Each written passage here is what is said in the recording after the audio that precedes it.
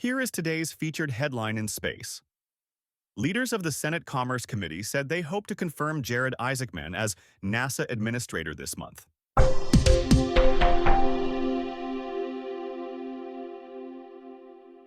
Today is December 4th, 2025, and you're listening to Space News First Up. Here are today's other top headlines. A Space Force general says that the Pentagon's future in orbit will depend on how effectively it harnesses private sector innovation.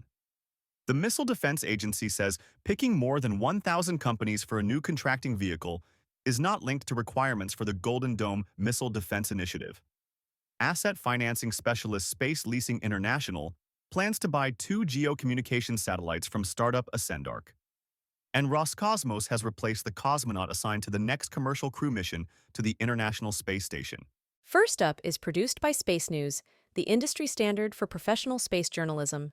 Visit spacenews.com for breaking news, policy updates, and original analysis. We begin today with news that leaders of the Senate Commerce Committee said they hope to confirm Jared Isaacman as NASA Administrator this month.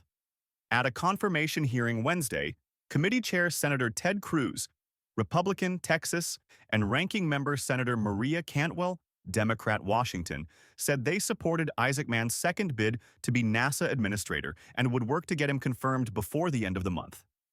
At the hearing, Isaacman emphasized the urgency of returning NASA astronauts to the moon before China lands its first astronauts there by the end of the decade. He expressed his support for provisions of the Budget Reconciliation Act that funded elements of Artemis, such as SLS and Gateway, despite efforts by the administration to cancel those programs in its 2026 budget proposal. Isaacman dodged other questions about that budget proposal and continued to state that his relationship with SpaceX founder Elon Musk is solely one as a customer of his earlier private astronaut missions. A Space Force general says that the Pentagon's future in orbit will depend on how effectively it harnesses private sector innovation. Speaking at the 2025 Space News Icon Awards on Tuesday, Major General Stephen Purdy, the U.S. Space Force's top acquisition officer, said the pace of progress outside government is setting the agenda for how the service develops technology for space operations and space warfare. He noted the service is seeking to apply its success in launch procurement with contracts to several companies to other mission areas. He also called on Congress to renew the authorization for the Small Business Innovation Research (SBIR) program that lapsed in October, which prevents the Space Force and other government agencies from making new awards. The Missile Defense Agency, MDA, says picking more than 1,000 companies for a new contracting vehicle is not linked to requirements for the Golden Dome Missile Defense Initiative. MDA announced Tuesday the first awards for its Scalable Homeland Innovative Enterprise Layered Defense SHIELD program, a 10-year indefinite delivery, indefinite quantity contract with a maximum value of $151 billion. MDA said it selected 1,014 companies from 2,463 proposals for SHIELD. With SHIELD, MDA is building a bench of pre-qualified companies to accelerate future buys for homeland defense modernization. MDA said, though, that the SHIELD awards should not be seen as linked to any requirements for Golden Dome, and that the agency may use other contracts for later Golden Dome efforts. Asset financing specialist Space Leasing International, SLI, plans to buy 2 geocommunications satellites from startup AscendArc. The deal, valued at more than $200 million, will be for small geosatellites planned for launch in late 2028. SLI will lease the spacecraft to satellite operators, betting that those companies will prefer to lease spacecraft rather than buy them, in much the same way that many airlines lease rather than buy their aircraft. SLI believes leasing could help unlock demand from operators struggling to finance space missions up front. Roscosmos has replaced the cosmonaut assigned to the next commercial crew mission to the International Space Station. Roscosmos said this week that Andrei Fedyaev would take the place of Oleg Artemyev on the upcoming Crew 12 mission, set to launch as soon as mid-February. Roscosmos said only that Artemyev, a veteran astronaut who has flown 3 previous ISS missions, had been transferred to another job. NASA deferred questions on the reassignment to Roscosmos. Russian media reported that Artemyev had taken images of SpaceX hardware and documentation during Crew Dragon training, which would violate ITAR export control regulations. Discover your next mission in the space industry with the Space News Job Exchange. Visit jobs.spacenews.com to find top aerospace roles and connect with leading employers.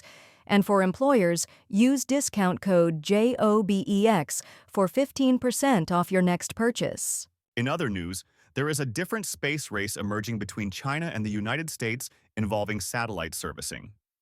China demonstrated earlier this year the ability to refuel spacecraft in GEO when the Shijian 25 spacecraft docked with and transferred fuel to Shijian 21. While the U.S. military had earlier tested satellite refueling technologies, it had shelved those efforts until recently. U.S. Space Command's push for dynamic space operations, the ability to maneuver in orbit without worrying about running dry, demands refueling and potentially other capabilities to service spacecraft.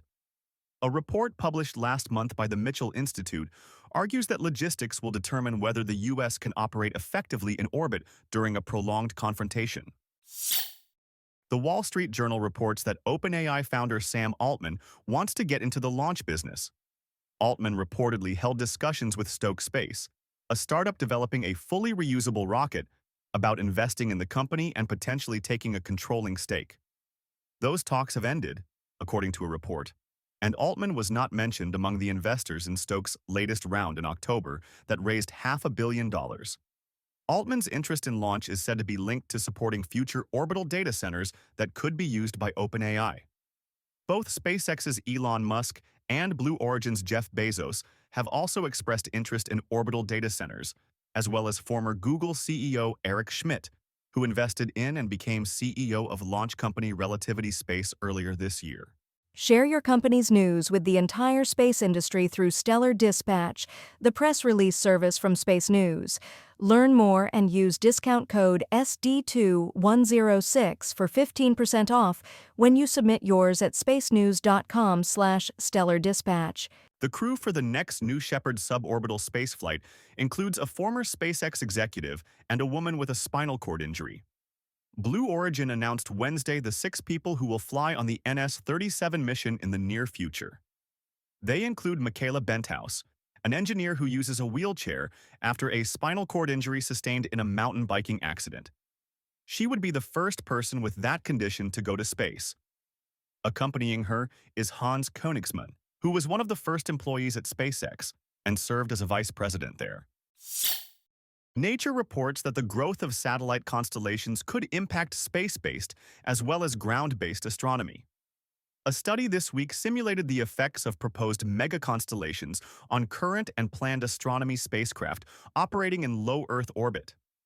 It found that if projections of as many as 500,000 spacecraft in low Earth orbit are realized by 2040, up to 40% of Hubble Space Telescope images may contain streaks from passing satellites, a figure that grows to 96% for NASA's SphereX mission launched earlier this year. It is unlikely either Hubble or SphereX will be operating in 2040, though, and mega-constellations do not affect missions in higher orbits or locations like the Earth-Sun L2 point, used by observatories like the James Webb Space Telescope. Entertainment Weekly reports that one Elon Musk project has failed to achieve liftoff, a mini-series. HBO had been working since 2020 on a series dramatizing the early years of SpaceX, based on Ashley Vance's biography of Musk. However, Vance said Wednesday that HBO is no longer pursuing the series, saying the network went through too many gyrations for this one to keep the requisite energy needed to produce the show. Vance said the television rights for the show have reverted to him, and he is interested in pursuing other options for producing a show about Musk and SpaceX.